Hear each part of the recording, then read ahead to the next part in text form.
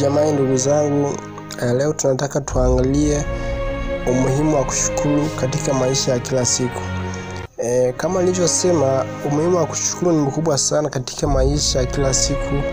Hapa kuna baadhi ya faida zake ambazo tunaenda kuziangalia. Faida namba moja, tunaona kwamba kushukuru huonyesha unyenyekevu na heshima, kwa sababu kushukuru ni njia ya kutambua msaada, upendo au wema kutoka kwa wengine. Namba 2, tunaona kwamba kushukuru huimarisha mahusiano. Watu wanaoshukuru hujenga uhusiano mzuri na wa kudumu, kwani huonyesha kuthamini juhudi za wenzao. Namba 3, tunaona kwamba kushukuru huleta amani ya moyo.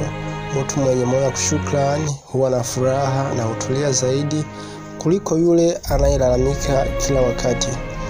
Umuhimu namba 4, tunaona kwamba kushukuru huongeza nafasi ya kusaidiwa tena, kwa sababu watu wanaojua kushukuru hupewa tena, kwa sababu huonekana kuwa na tabia nzuri.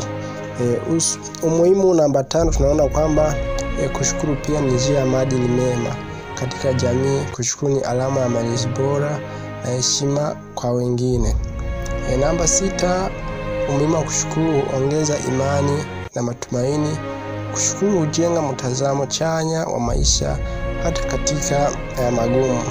Kwa ufupi, tunaweza tukasema kwamba kushukuru ni tabia ya kiungwana inayofaa kujengwa kwa kila mtu ili kuishi kwa upendo, amani na mafanikio.